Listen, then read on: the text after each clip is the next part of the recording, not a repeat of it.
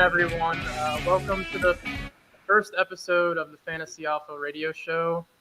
We're in week 1 here, and I'm super excited to dive into the latest news and analysis for this season. A lot of shocking things happened over the past weekend, so I'm super excited to talk, fantasy news, injuries, big players that came out week 1. But first, we're going to hop in and introduce ourselves since the viewers and listeners might not know us yet. My name is Dominic Greco. I've been playing fantasy football since, probably the age of 12. I've been a diehard NFL fan since pretty much I was born. Growing up in Pittsburgh, I feel like the football and NFL culture is kind of ingrained in you. And that being said, I'm a big fan of the Pittsburgh Steelers. I'm also a fan of the New Orleans Saints. I'm a big Drew Brees fan, so I tend to follow the Saints now that he's gone. I will most likely be playing fantasy football for the rest of my life, so I figured why not, hop into a show like this and, share my thoughts with fellow friends. And despite how grueling and punishing this, game may be, the fantasy football game, it's definitely, exciting and, it's enjoyable when playing with your friends. It's fun to keep in touch with, say, your high school friends, your college friends. And, it seems to be everyone's favorite time of the year if you're a big sports fan. So I'm going to send it off to Alex to start introducing himself, and then we'll each go one by one. Alex Chopin here, Pittsburgh native as well. Always been an NFL fan, been playing fantasy football probably since I was about 12 years old as well. Notorious for making the playoffs almost every year and always getting booted in the first round. That's kind of my calling card in the leagues that I'm in. Most recently, 2022 runner-up in last year's fantasy football season, unfortunately losing to another member of this podcast, Jack Monahan. Unfortunately, that is probably the hardest loss I've ever taken in any sort of sport career of mine. Looking forward to talking some football, and let's pass it off to Jack himself. Oh, thanks for that introduction, Alex. Couldn't have asked for a better one. Jack Monahan, also a Pittsburgh native. I've been doing fantasy since, I want to say, like 15 years. Started with league with a couple buddies in my basement. My dad joined, didn't know anything. 15 years later, beating Alex Chopin in the championship, which the best win of my life for sure. Definitely hyped for this podcast. Just to, I don't know, I think Pittsburgh natives, Pittsburgh, you have to be a Steelers fan or else you're going to go away. I think it's just such a cool way to give back to the sport of football. I'm a big football player, but fantasy has always been the most exciting time of the year for me. It makes work a little more doable, makes life a little better, and just excited to be here. Jeremiah, all you, man. All right, JV here, Pittsburgh native as well. I've been doing fantasy for like 5 years on and off. Just got real into it about 2 years ago. I'm probably the newest one to fantasy here for sure. But I haven't won a fantasy league yet, but gotten god awful close. But I've been watching football and following it since God knows as long as I can remember. Not only the Steelers either, even though I love the Steelers, repping the Steelers chain, of course, but Sunday, my whole day's taken up, no matter if the Steelers are playing or not. I'm just watching football. So really excited for this podcast and just to talk about football and talk about how I'm doing in my fantasy league, which not doing too hot right now. Fun fact about JB, he does not follow college football, so don't ask him anything about the rookie. But, starting off, now that we all introduced ourselves, I think we all have to address the elephant in the room. Probably the biggest news of the week is Aaron Rodgers' injury. That was probably bigger than, any win this week. I feel like the Jets were met with a lot of expectation, and so was Aaron Rodgers this season. So all eyes were on him on Monday Night Football. And to be injured within, 4 plays of his Jets career, he's out for the year. Who knows if he'll even, come back after this one. But I guess we should start with that just since it was such big news this week. It's kind of ironic because the whole talk during training camp and preseason, all the rumors were that the offensive line was a little weaker than it should have been and wasn't going to be able to protect Rodgers at all. And notably Mekhi Becton, because he was drafted real high as a left tackle, can't seem to stay healthy, and ends up going over to right tackle and isn't much better there. And you see on those first 3 dropbacks that Rodgers has, he's scrambling for his life, and that ends up being the end result. So kind of the irony of all that unfolding with all those complaints about the O-line over the last couple months. It's a shame. Yeah, and I Aaron Rodgers, I hope he doesn't come back, to be honest with you. I think it's about his time after this. And the Jets still being able to pull off that game is so sad on the Bills' part, to be honest with you. Josh Allen, I think that Bills team has been regressing for a while, to be honest with you. They still have, I think the Jets still might be able to do something this season, even without Aaron Rodgers. That defense is legit, if we're being honest. That defense is really good. But it's really sad for Aaron Rodgers. But I guess Zach Wilson again, huh? There's rumors about them signing Colin Kaepernick. I don't know. Yeah, I saw the Tom Brady rumors too. I don't know if Tom Brady's allowed to, though, because he's part owner of the Raiders, right? I'm sure he dropped that real quick. I agree. Yeah, I don't know. My fear with Aaron Rodgers being hurt, I feel like he's the last of that generation of quarterbacks. And the sad thought just came to mind of that being with us, Big Ben, with Tom Brady, with Drew Brees. All those guys. Just a generation of quarterbacks coming in. So I hope it's not his last end. I think he has such a will to compete. I think he's been talking about that before the season started. So I think it'll be interesting. Yeah, it's just such an unfortunate thing. But you got to give Zach Wilson credit. He did win the football game. Brees Hall helped out a lot. That running core helped out a lot. But, young quarterback. It'll be an interesting season for sure. I love their coach, though. I don't know if you guys watch the Hard Knocks. He's a great motivator, great speech guy. A lot of young guys in that locker room, a lot of veterans. So we'll see. Love his energy. He I don't know if you saw on the the dog pile at the end of the game. Saul was right in there with all the players in the end zone after the punt and return touchdown last night. So it's like, if you don't love that, coach, I don't know what. Yeah, I think if you own Aaron Rodgers this year in fantasy, you probably weren't expecting him to, lead you to victory. He was probably, maybe there was a lot of hype between Garrett Wilson and Aaron Rodgers and that connection. But I think now that, Aaron's gone, I think that definitely hurts Garrett Wilson's value for this season. I think Zach Wilson is probably, bottom 10 QB in the league.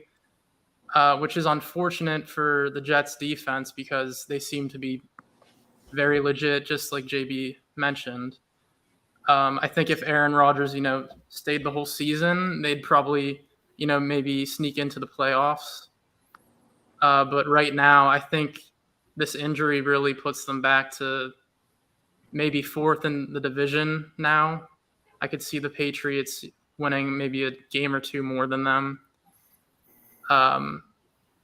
But it is sad, Aaron Rodgers, I never really liked him since he beat the Steelers in the Super Bowl. But, it's definitely sad to see him go out this way. It could be the end of his career. I don't want to speculate on that because that's, a year away. But I think it definitely limits him from ever probably getting a Super Bowl again. Yeah. And the hype was just so immense around him this season. And I'm starting to think there's like a little bit of a Hard Knocks curse because Arizona Cardinals, they were on Hard Knocks maybe last year or a year or two ago. Kyler Murray was out for 12 games, I think.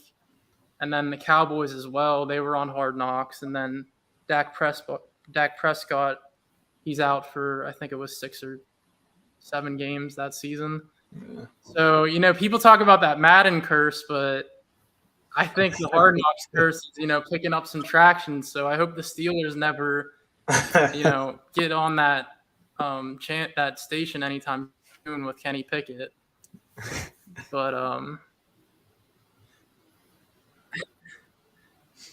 I guess you guys have any thoughts about Jets and Bills win other than, the big injury? I mean, the Bills, it's big for them to lose that game because, they're versing a backup quarterback and they still didn't manage to finish out that game. Yeah. But, it is week 1, so I don't want to speculate too hard. There was a lot of good teams that lost this week, so yeah, probably some growing pains with the Bills, but yeah. I think one of the biggest things, if you really were to track it all, is once Brian Dable left for New York, left his offensive coordinator position, Josh Allen has not been the same quarterback since he's been gone. I just saw a stat today that since Dable has been gone, Josh Allen has 27 total turnovers since Dable left. And that's just, it's almost like he's reverting back to how he was in his first 2 years, where he was just so reckless. And his arm and his legs can only take him so far, and he's not sliding either. Yeah, he's he's acting like he's Walter Payton out there, just trying to bowl over linebackers when he has to learn how to slide and preserve himself, because when he's Aaron Rodgers' age, he's not going to be doing that at all. So I think that's going to be interesting to watch him over this next year to see if there's a common pattern in regression since Dable left as the offensive coordinator. I think the play calling's really bad, to be honest with you. They can't call run play to save their lives. The O-line looked really bad. It did. But, the play calling I thought was just not good. And I don't see it getting much better. And, obviously they have so many weapons on that team. How can you really be bad with that many weapons, But, they gotta figure out their situation there with their play calling and get Josh Allen some more time so he's not running for every pass that he has to throw, makes him look so good because he has to run and do all this crazy stuff just to get the ball out of his hands, So, yeah, speaking of those weapons, 2 guys that I'm pretty high on this year is Diggs and James Cook. James Cook was my 7th round pick in a couple of my leagues. Diggs, I took over Cooper Kupp. I couldn't take the risk of Kupp being hurt, and it turned out to be good. James Cook, it was great to see that he's the lead back there. Him and Diggs are getting a lot of the work from Josh Allen, especially towards the end of the game. Josh threw to nobody else but Diggs. As a fantasy owner, that's great to see. But I think we all can agree the biggest thing with wide receivers is, do they have a consistent quarterback that's going to throw to them? And I don't know if Josh Allen showed that last night with the 4 turnovers, but I think just a couple, like you guys were saying, for week 1, there's a lot of rust to get off. We know Josh Allen has shown it in the past what he can do. The reason I picked Diggs is because of Josh Allen and just the consistency, the chemistry they have there. So, yeah, I'm just hoping they keep riding that train. But, yeah, we'll see. It's a long season for sure. I think it was an interesting week one. A lot to look at. Yeah, just looking at the waiver wire today. So trying to see who I can pick up, who I can let go. Too many decisions in fantasy. That's why we're here to talk about it. I know when Rodgers went down, my heart completely sank. And I will be completely honest. I have Garrett Wilson in both of my leagues. And he was a first round pick for me in one league and a second round in another one. And, I didn't think about it at the time, but I was like, well, crap. Okay. It's not like I have Aaron Rodgers, but I have no trust in Zach Wilson at all. He is absolutely putrid. And I'm very, very nervous for Garrett Wilson's productivity this year. Yeah, Alex, Garrett Wilson might, be a flex play for this year. Maybe wide receiver 2 if you have your usual wide receiver 2 out for that week for, bye week or something. But I think with Aaron Rodgers out, you were expecting Garrett Wilson to be a top 5 receiver maybe for this year. And I don't think that's going to happen anymore. But on the flip side, I think Diggs will still stay relevant for the Bills. As long as he stays healthy. I know he's reaching that 30-year mark, which tends to be a downward spiral for wide receivers. Julio Jones kind of faded into the horizon without anyone's notice very quickly. So we have to be careful that injuries don't come for Diggs and anything like that. But if Diggs does go down or, has a couple games out, I think Dalton Kincaid will be a good replacement in that passing game. He is a rookie this year. He's a tight end, and he was already shown some good amount of usage yesterday. So I think he could become a good tight end weapon. And for the tight end position, you're kind of looking for those extra points. The standard's usually like 8 to 10 points, but there's those outliers such as Kelsey, Mark Andrews. And I know the hype around Dalton Kincaid was pretty big since the Bills drafted him so high this year. So he's definitely someone to look out for if the Bills face any injuries this year. Yeah, just in my prior fantasy, I'm not a big person that trades players. I don't know if it's just me being stubborn or I just love the team that I picked and I'll die with them on that hill. Yeah. But yeah, I don't know, Alex, talking about Wilson, are there any thoughts about putting him on the market? I mean, I'm in the same league as you, so I don't know. I'll take some consideration, maybe some trade talks. There's no chance. We're in a 12-person league, and the other league I'm in is a 14-person league. So you go to that free agent market, there's absolutely no one. You're lucky if you can get someone who can project to get like 6 or 7 points. And in those 14-person leagues, you're basically getting practice squad players out of free agency. And no chance. I'm not being lured into your back-to-back championship hopes at all. No way. I'm out for blood, coming for you, and I'm going to just cross my fingers that Zach Wilson turns into actually Aaron Rodgers. He did put up 1K yards last year, so there's still hope, Alex. There's still hope. There is, and he got a touchdown yesterday, so, Yeah. Hope. So I guess we're going to move off talking about the Bills and the Jets now, and we're going to switch into a segment called Week 1 Winners, and then after that we'll talk about the Week 1 losers as well. So I thought the Week 1 winners as a whole was the NFC conference. I think, going into this season, the AFC was touted as like dominant, elite, a force to be reckoned with. But if you look at the Week 1 games, a lot of big teams from the AFC lost, and a lot of teams that weren't expected to win this week in the NFC 1. So one of my winners was actually Jordan Love.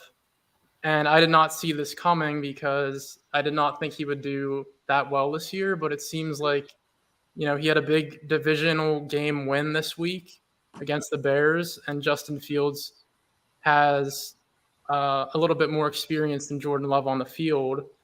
So it was pretty shocking to see how dominant Jordan Love was against the Bears, I thought, this weekend. I think they put up 38 points this week.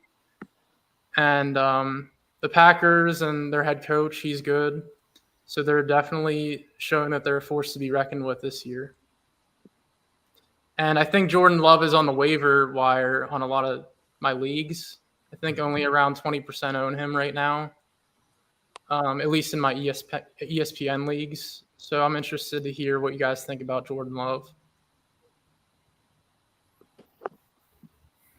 I think it's kind of hard to say still, because you look at, he had 245 yards, 3 touchdowns, pretty solid day for it from a fantasy standpoint. Wouldn't mind having a quarterback doing that every week. But if you're looking at kind of the play selection and his actual passes, he had a lot of little checkdowns and about 7 screen passes that he had that ended up being, he basically was saved and sold out by his wide receivers and running backs by getting yards after the catch. So I want to hold my breath on picking him up. I feel like I would have to see like a good 3-4 games to see if this is a pattern, because it is also Chicago and they haven't proven anything yet as far as being any sort of a threat. But hey, it's a little spark. It'll keep a lot of people's interest probably if one of their quarterbacks goes down. Yeah, for example, ironically, I think he's maybe a good placeholder if you had Aaron Rodgers, because ironically he's taking over his old team, but if he puts up those type of numbers each week, it's a solid replacement. And if that running game of his, takes a bigger leap, he could definitely, take himself into that higher tier of quarterbacks that run and pass. JB, any thoughts on that? I'd have to agree with Alex. It's way too early to tell if Jordan Love is going to do anything or be anything. But, I mean, props to him for what he did do against Justin Fields and the Bears. I think that the Bears relied a bit more on running that game than the Packers did. Jordan Love threw a bit more passes, but the Bears defense isn't nothing too crazy. I don't think, is it? I don't think it's anything like too phenomenal. So we'll just have to wait and see what happens. I think another guy to look at for picking up quarterback wise is Brock Purdy. I think we all watched that Steeler game. It's a football game. I don't know if it was a football game. Looking at his stats, 2 touchdowns, 220 yards. I mean, similar. He's got the Niners are ranked like top, run after the catch, yards after the catch. So definitely got some weapons with Kittle and Debo. I got Debo on my team. He's been a long time. I'm in a keeper league, so he's got my love for a couple years now. This will be my last year with him probably. But yeah, I think Brock Purdy. I think Jordan Love. I think they're guys that you look at. Strength of schedule is something I look at. I don't really know what their schedules are coming up. If you're looking for a fill-in player for a little bit. I know if you had Aaron Rodgers, you're looking for a long-term solution. I don't know if you look at these guys, but yeah, comparing weapons, I mean, it's tough to pass up the 49ers and the weapons they got. Again, yards after catch, that just goes in the quarterback stat line just as much as the wide receivers. So I think Jordan Love, I think Brock Purdy are worth the look. I think another quarterback got to watch out for now is, I think the big question could be, is Deshaun Watson back to being in his Houston self? 22 fantasy points in PPR leagues against Cincinnati in inclement weather. If you guys saw highlights of that game, it looked absolutely gross up in Cleveland. Cleveland's gross as it is, but on these rainy weather days, you can't throw the ball too well. But from the highlights we saw from there, he was slinging it against Cincinnati, who has a pretty darn good defense. So if he's able to do that against a good defense and in poor weather, putting up like 22 fantasy points, there's a who knows? Watch out for him in the AFC. Yeah, for sure. One other quarterback who I actually have on my team, but I'm only in a 6-person league, so it's easy to get two pretty decent quarterbacks. But I have Jalen Hurts as my starter, but as my backup of Tua. I messed up not starting him this week. I know. But I've been like, I love Jalen Hurts. Should I put him should I put Tua as my starter? I think I might have to, just because I like Jalen Hurts because he can get touchdowns on the ground, he can get touchdowns in the air. But Tua, I mean, like, he has just two great wide receivers. The play calling there is phenomenal, and the amount of points he put up last week is just crazy. So I think that was a pretty big win right there for in regards to fantasy and in regards to the Dolphins altogether beating the Chargers the way that they did. So I don't know. What are you guys' thoughts on that Dolphins team and Tua and the all around? I think, first of all, I've never done a 6-person league, but I might have to. If there's I don't even know who my backup is. But, yeah, I mean, those are two great options, two running quarterbacks, two running gun quarterbacks. I mean, I think Tyreek Hill was the top scorer this week in fantasy. I mean, if he's on your team, I think Tua's, tough to pass up. That's a great offense. Again, Tyreek Hill, Jalen Waddle, those are just dynamic duo over there. But yeah, I know it's so tough with week one, and I'm excited to explore. I mean, 6-person league, Dom. I know me and Alex are in a 12-person league. How many guys are in your league? I'm in a 12-person dynasty league, and then I'm also in a yearly ESPN league that has 10 people in it. Sweet. Yeah, I feel like that's an awesome, different kinds of leagues. So it'll be interesting to see, the advice we give each other. And but JB, I think you're good with either of those guys, to be honest, week out. So that's my advice. Yeah, if I were to make a prediction, I would say that Tyreek Hill, if he stays healthy, crossing my fingers because I have him in my ESPN league, he single-handedly won me the week this week. I think he'll end up as the wide receiver 1 in all of fantasy this year just because of his usage in Miami. And I think Jalen Waddle, it would be a great wide receiver 1 if he was on any other team. So I think he's just as good, to be honest.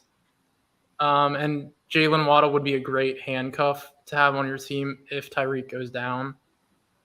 But that is probably one of the most dynamite offenses that I saw in week one. I think there's a lot of work to do maybe on their defense just because that Chargers-Dolphins game was so high scoring. Mm-hmm. But I think the Dolphins are definitely a force to be reckoned with Tua and Tyreek Hill and Jalen Waddle. I mean, that's like a 3-headed dragon right there. Yeah. So I think they're definitely going to give Buffalo a run for their money. If their defense gets a little better, they need to tighten up a little bit. But, yeah, if you own Tyreek Hill, you're very happy after week one. I can see a smile on your face over there. Yeah, bro. I mean, he had 45 points in my league. That's I got Waddle, and he didn't. I mean, he did well. He had 13 for me, but he didn't. Nothing too wild.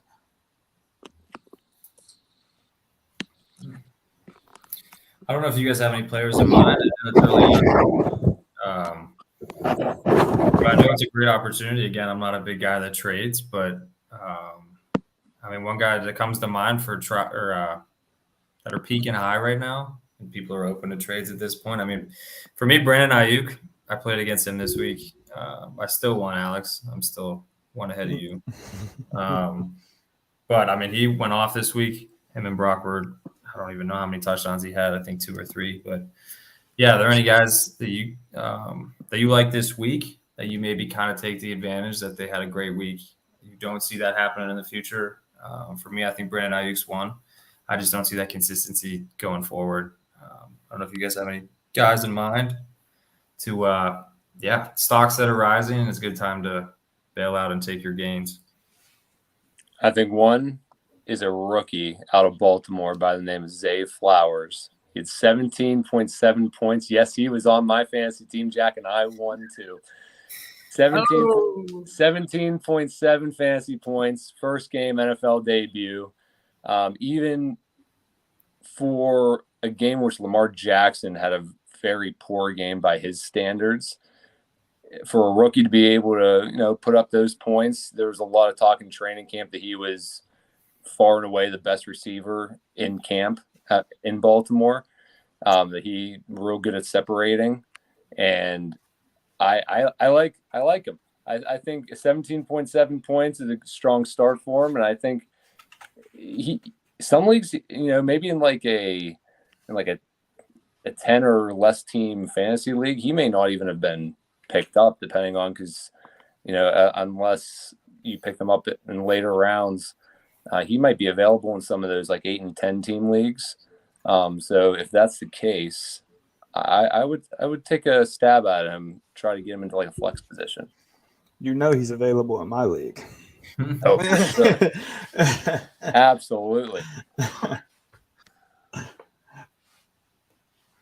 Yeah, I was keeping close attention to Zay Flowers as well. I own him. He rode my bench this week because I have CeeDee Lamb, Olave, and Tyreek Hill, surprisingly, on one of my teams. I don't know how I managed that one, but Zay Flowers, I think he could end up, maybe a top 14, top 15 wide receiver this year, just because the Ravens don't have a lot of depth. I know they brought in Odell Beckham and they have Mark Andrews, but Mark Andrews was already injured the first week, and OBJ doesn't have a good history of injuries as well. So I think they could really lean on Zay Flowers this season. And it looks like that connection with Lamar Jackson is, very strong, as Alex mentioned. So that was a good suggestion for the viewers and listeners, Alex. I think going off of that, I have to mention the Rams as week 1 winners. I think there's a couple players that would be on the waiver this week that fantasy owners are probably looking to pick up. They had a pretty dominant win over the Seahawks, which was shocking to a lot of people, probably just because the Seahawks had a lot of hype heading into the season. But Matt Stafford and the Rams put up 30 on them, and I'm curious what you guys think of Tutu Atwell and Puka Nukau. How do you pronounce his last name? Nukawa? I'm not going to try. I'll just call him Puka because he was a beast week 1. And they both put up, I think, 20 fantasy points plus each. So I think they're both a viable replacement for Cooper Kupp while he's out, just because we don't know when Cooper Kupp's coming back. I know, just the name Puka interests me for sure. But yeah, I think, Cooper Kupp is I'm a big fan of his, obviously. It's hard not to be, but I know looking at his replacement, I think week 1 with the Rams, Puka was obviously the go-to guy for Stafford. They had a very similar being on the same page, being where he needed to be, just like Cooper Kupp is. I don't know much about him, but stats speak for themselves for week 1. And again, the big thing I look out for is, who's the most consistent guy? Who's the quarterback looking to throw the ball to every time? You can have a Devontae Adams on your team. You can have a Stephon Diggs on your team, but there's nobody throwing on the ball. I think it's great to see this Puka guy showing out. I'm definitely going to look at him on the wires. I think also, too, just the fact that you got this young talent coming up for the Rams, it's basically you got Stafford and a bunch of young guns with Kupp out. And with Kupp out, you even though they're still not completely proven young wide receivers, you're still going to need that running game. And I think for fantasy owners, Cam Akers could be a great pickup, if not late draft pick for anyone doing these late fantasy drafts. Cam Akers is going to have to step up for the Rams just to give a little bit more of a balanced attack. So Stafford is at less risk of injury, and also just to take a little pressure off of those young wide receivers too. So I would look at Cam Akers to be like a running back 2 or a flex position as well. I'd have to agree with Alex. I'm a big fan of Cam Akers. Okay, big fan of Cam Akers. I think that he's gonna do really well. I don't have much trust in Stafford's arm, and he's getting a little bit old, I guess. But also it's week 1, so like you said before, Alex, it's week 1, so Puka could just had a really good week 1. I have to wait to see week 2 what he does, but I definitely think they're going to have to rely a lot more than they did on that first game with Cam Akers coming around here soon. So we'll see how that goes.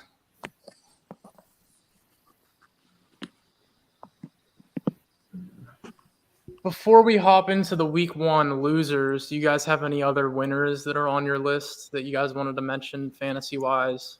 Yeah, Christian McCaffrey. Yeah. What he did to the Steelers there was kind of disrespectful, if I might say. But I mean, like I think he's going to be the best running back in fantasy this year. Those are my predictions. The 49ers are always running the ball. They are always just pushing it down the throat. Brock Purdy's going to do his thing, of course, but I mean, like they've always relied heavy on their run game, the little screen passes, and all that stuff. And Christian McCaffrey's involved in all of it. So I think he's going to be the best running back inside of fantasy this year, and I think he's going to keep putting up the numbers. Yeah, what did he put up? Like 36 or something this past week. So I think he's going to keep just putting up those numbers. So how about Dallas's defense? 40 some points as a defense. I think if they could play the Giants every week, they would. But I mean, they were projected to be a great defense fantasy wise as it is, but just looking at their division, I mean, New York and Washington is very suspect too. Who knows how Sam Howell is actually going to turn out as a franchise quarterback? But you look at the NFC is easily weaker than the AFC, just from an offensive talent perspective. So it's going to be very hard to match a 40-point performance for Dallas's defense, but I can't imagine that they're kind of licking their chops at the rest of that conference as well. Yeah, I mean, we know that defenses can win fantasy football games. I know we had a debate topic of whether you keep in defenses and kickers if they're worth it in your league, because I mean, someone like the Dallas Cowboys can have a week like that, and that's just carries their football team in the next week. I think the big winner for me this week was Jacoby Myers, new team with the Las Vegas Raiders. I was high on him last year. He had that unforgettable pitch back against, I think it was the Raiders. So his team now that he was already playing for them starting last year. But I was high on him in New England. He put up, I think, close to 20 points this week. Another name that not many would be looking at, but he's my winner for this week. Yeah, that's a great pick. And to be honest, I was surprised that the Raiders beat the Broncos this week. But another winner I have, he might not be fantasy relevant, but Jimmy Garoppolo, he seems to be a valid replacement in that system. But starting off with the week 1 losers, I think I'm going to hop on to Devontae Adams. He only had 8 points, and I'm sure we're going to hear a lot about that if that keeps up throughout the season by him. I'm not so sure that Jimmy G could throw the ball downfield that far to get the ball to Devontae like he wants. So it'll be interesting to see if he'll be either sitting out by week 8 or requesting, he be traded. depending how well they do this season. But it's definitely not good to see 8 points from Devontae Adams in week 1. I know a lot of fantasy owners probably drafted him either the end of the first round, maybe the beginning of the second round. But for me, my 2 wide receiver losers for the week were definitely Devontae Adams and Jamar Chase, just because they both scored less than 10 points this week. And for where you're drafting them in the draft, you expect them to, come out swinging. But, again, it is week 1, so there's still, a lot of time to get adjusted to the season. I expect them to both finish top 15 probably. But definitely week 1, you want your wide receiver ones to ball out. And I would say that those were 2 of my losers for this week. I just have one individual wide receiver loser for the week, and I'd like to give a special thanks to him because I played him week 1. And I'd like to give a big shout out to Drake London from Atlanta for putting a big fat 0 up for week 1. It was much appreciated on my end, but I think that's a very big concern for fantasy owners because in most leagues, he was probably anywhere from a 2nd to a 4th round draft pick, and he's projected to be wide receiver 1, kind of alongside Kyle Pitts as the tight end. And it's understood that Desmond Ridder is unproven in this league, but to put up zero fantasy points, have only a couple targets and no receptions, as what you're supposed to be is the wide receiver 1 for this team. It kind of speaks volumes to what could happen later in this season. Is he even worth playing? Is he more of a flex position at that point? But I think that's my biggest loser for the week. Drake London from Atlanta. I think mine for this week, I have him in both of my leagues, is Darren Waller. He was a sleeper tight end that I was pretty excited about this year, coming into the new team with the Giants. I was watching the game with my grandfather. He went to bed, I think, after the first quarter. But him and Daniel Jones, I'm excited about. I was very excited about going into this week, but he put up maybe 5 points. I'm expecting more out of him. Him and Daniel Jones, I think everybody's expecting more from the Giants. I'm honestly still excited about him. Week 1, as we've said, it is what it is. Getting the rust off. So I'm hoping, crossing my fingers, that there's more to come for Darren Waller. But I have to admit that he's my loser for this week. My loser for this week. Sometimes I let me being a Steelers fan get the best of me. Sometimes, so I picked up George Pickens, and oof. Well, you get like 4 points. I still was close to winning because the person on the other team had Joe Burrow as their quarterback, who also put up 4 points. But yeah, George Pickens. I went to one of these preseason games, and even from seeing what happened last year, like you think that that's going to be Kenny's go-to guy. That's what they're going to do, But he just didn't have that many targets. So I'm hoping that things turn around. If not, then I'll be looking to trade or do something there. But that was kind of my sleeper. I was going to think, George Pickens, no. Hate to see it. Yeah, hate to see it. Yeah, I have to agree with that take, JB. George Pickens looked visibly upset on the sideline. I was watching the game on TV, and at one point they panned to him, and it looked like I saw on TikTok and Twitter or shall we say X now, a lot of people are analyzing what he was saying, and it looks like something along the lines of, I can't do this, or I need out of here. And if you look it up, it's trending in the news that George Pickens is very unhappy with what happened in week 1. And there was also something that went on Instagram with George Pickens. He was caught liking, I don't know if any of you have seen this yet, but he was caught liking a comment that said something along the lines of the quarterback can't get him the ball, and George Pickens liked it. So already a little drama starting if you guys, look into that. But I was doing some research on news and I definitely saw that. So I think as a whole, the Steelers were definitely losers this week. Najee Harris, I think he had less than 10 points. Yeah. And he's definitely expected to be a RB1 if you own him.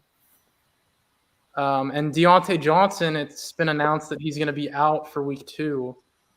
So all right, maybe that's good for George Pickens. I don't know. That could be good for George Pickens owners. Yeah. But, if you're owning Steelers players this year, you're definitely wondering right now if we'll see that every week or if it's just a testament to how good the 49ers defense is. I think we'll definitely bounce back just because the 49ers are probably top 3 or 4 team in the league. But It's definitely not encouraging seeing that go down as a home game, especially week 1. And your players are already showing frustration on social media. Cam Hayward's down. Deontay Johnson's down. People are doubting Kenny Pickett's play already. I think the Steelers as a whole were one of my losers for this week. I think I have a rule that I don't draft Steelers in fantasy football. I might have to start following that rule right there. I don't know. I've just never, unless it's, I'll do Boswell. That's like the extent of my Steelers picks. But another quick loser, just quick research on this. T. Higgins, another goose egg production this week. Targeted 8 times. I mean, how much of that is from Joe Burrow? But I mean, wide receiver 2, if not wide receiver 1 between Jamar Chase. Just another guy to be worried about, maybe. I think Joe Burrow had a rough week, another rough week in week 1. But I think T. Higgins, he's proven that he's the number 2 over there. And it's just a lot of room for improvement, obviously. Yeah, it's definitely tough seeing 0 points from some of your wide receiver 2s, as Alex and Jack mentioned already. It's important to win those games early on because I feel like teams and owners in fantasy football tend to get better as the season progresses. So it's always important to sneak in those early wins at the beginning of the season. I think to, round out my losers for this week, I have the Giants as a whole as well. Kind of like Jack said with the Steelers about not drafting any players. That's kind of my motto for the Giants in most recent years. I just do not trust Daniel Jones at all as a quarterback. And when he got that huge contract, I was kind of shocked just because I don't think he even eclipsed the 4,000-yard season at that point. And his play on Sunday night definitely did not encourage me for this season. If you are an owner of one of the wide receivers in New York, if you are a Darren Waller owner. But yeah, to put up 0 points against a division rival, it's definitely not a good start to your year, I would say. So Daniel Jones, I do not think he is the answer in New York. So we'll see how that plays out. But I think to kind of flip the script for my my big pick this week, everybody was high on this Bijan Robinson. Couldn't even pronounce his name in the beginning when I drafted him, but I snuck him into one of my leagues. Had a great week last week. He played Carolina. They have one of the worst defenses in the league. But he's up against the Green Bay Packers this week. Another rough defense. Another great defense to go against because they're not very good. So Bijan Robinson is my pick this week. I think, that running core over there is great, and he's the leader, obvious leader. Catching passes outside the back for PPR leagues is always a plus. So he's who I'll be watching this week. My pick for the week, I love for actual game is I love the Jacksonville Jaguars against the Kansas City Chiefs at home. I don't know. I think the storyline is going to be the Chiefs start 0-2. I don't know if Kelsey's coming back, but I like the Jaguars, what they're doing over there. Trevor Lawrence, I think this is his year. I think he's going to have a great year. So that's my big game pick for this week. I'd say for me, my person to watch out for to have a big game is Amari Cooper. Unfortunately, being a Pittsburgh fan, us playing Cleveland, based on how Pittsburgh's secondary looked with it being either very old with Patrick Peterson or very young with Joey Porter Jr., I think that is a chance for Amari Cooper to have a huge game and kind of carve up that secondary, unfortunately. But as far as my big team pick for the week, another team that I think will shockingly start 0-2 along with the Chiefs. I do agree with Jack. I think Jacksonville beats Kansas City. Yeah. I think Vegas goes in and beats Buffalo. But just based on how bad Buffalo looked, I think it's about to be a rough season for Buffalo, and I think that they could start 0-2 with Vegas trouncing them. I was gonna I honestly agree there, and I agree with the Jacksonville pick as well. I was going to say something about the Jacksonville pick, honestly, because I think that Trevor Lawrence is going to have a big game there, especially against the Chiefs defense. But to go my own route, I think that David Montgomery with the Lions is going to have a nice put up some nice numbers in the run game against the Seahawks this approaching week. And I think the Lions get a big win there. Guess we'll come back next week and see if I'm right, but that's what I'm thinking. Those are all solid picks, guys. I think my big pick for this upcoming week would be the Lions to beat the Seahawks. The Lions are home this week, and I think the connection between Goff and Amari St. Brown, I think he will end up, top 10 wide receiver this year. And I think the Lions are gonna rely on that wide receiver quarterback duo this year a lot. So I'm expecting big things, not only for this game, but this season as a whole from Brown. And I think that game is going to actually be a shootout, kind of like the Chargers versus Dolphins in week 1, because the Seahawks definitely don't want to start 0-2, but the Seahawks definitely have like a 3-headed dragon at wide receiver, I would say. It's definitely up to Geno Smith and how he plays, though, I would say. But for my pick this week, I would say the Lions go 2-0. They're taking over the division for the first 2 weeks of the year. And, I'm expecting Goff and Brown to go off for week 2. And the Steelers will take the dub, right? Hopefully. Gosh, I hope so. I hope Amari Cooper does well, but Steelers win. Yeah. Yeah, I can agree there. I'm afraid to buy tickets to a game this year just because they're like $300 for nosebleeds. Like, oh my gosh. You got to believe, Dom. Yeah, I got it. Only up from here. I would have been sick to my stomach if I got tickets week 1, though. Oh my gosh. I would have been crying on my ride home. I know, right? But to wrap up episode 1, I know we have 5 minutes left. I kind of did a little segment here, and you guys could give me your thoughts and analysis on this. But I'm a big fan of power rankings, like team power rankings. So as we go throughout the season, I'd like to do a brief segment on the weekly power rankings. Yeah. And I just did 5 teams, but I'll start off with my number 1. The 49ers are at 1 right now.